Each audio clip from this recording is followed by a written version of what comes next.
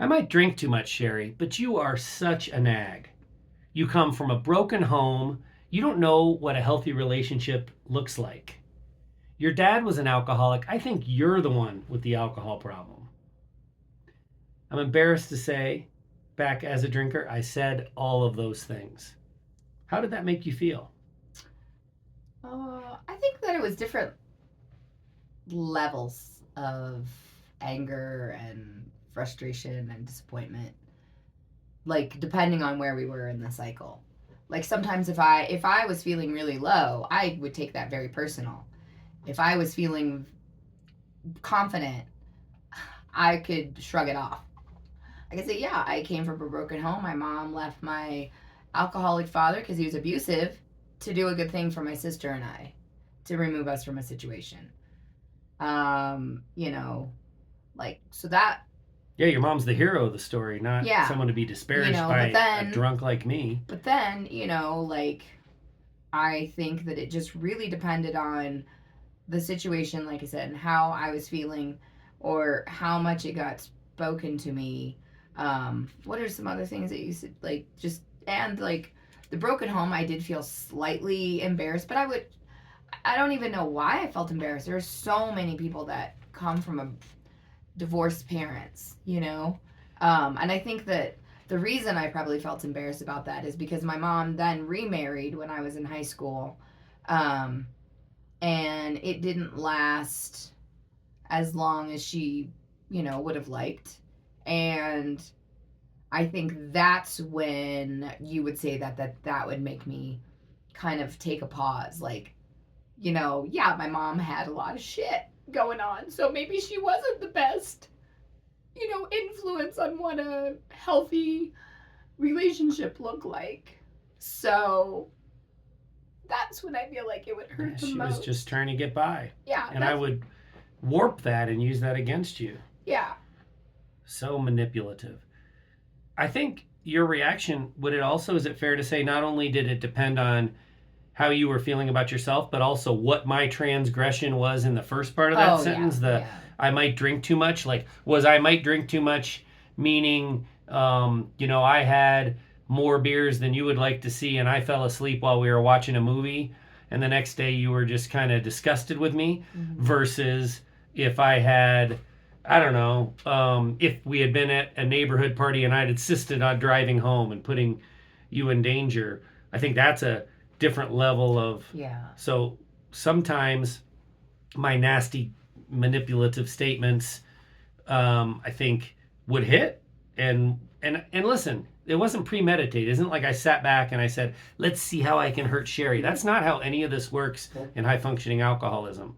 What happened was I was feeling bad. I was feeling maybe under attack. I was looking at the situation and saying, yes, my alcohol is a problem, but my alcohol can't be the only problem, because if my alcohol is the only problem, then the solution is sobriety, and I wasn't ready to go there. So I'm looking for other problems. It can't all be alcohol. It's got to be some you. And that's how I would pick the things that I would say to you.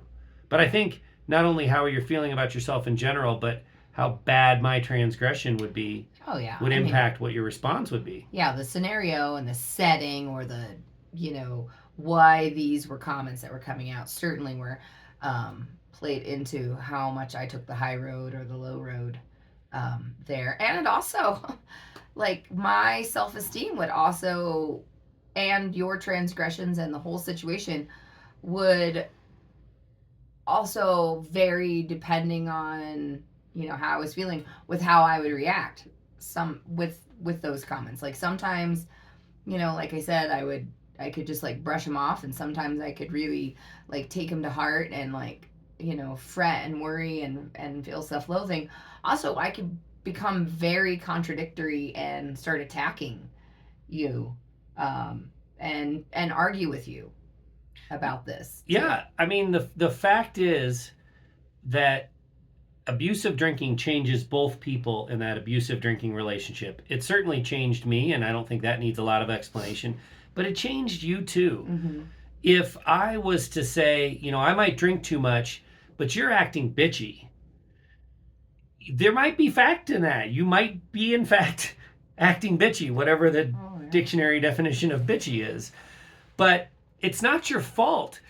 The alcohol is what, and you're being forced into living with abusive drinking and the behaviors that come associated with that.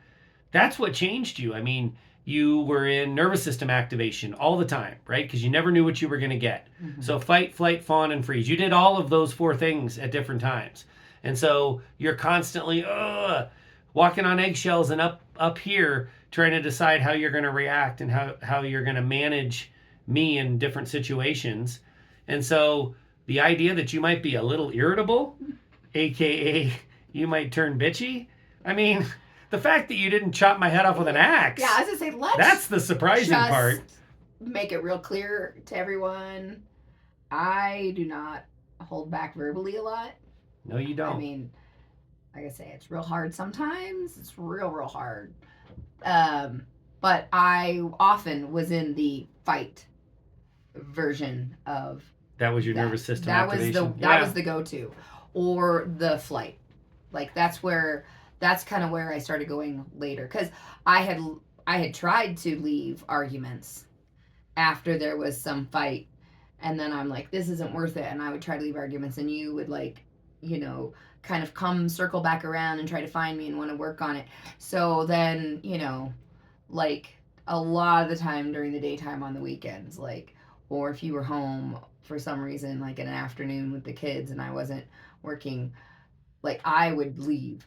I would say, oh, we had already had plans to go to the zoo, or we already had plans to go to the museum or whatever. And, I would leave then. But once the house was locked up and the kids were asleep and there was an argument, there was no flighting. It was all about fighting.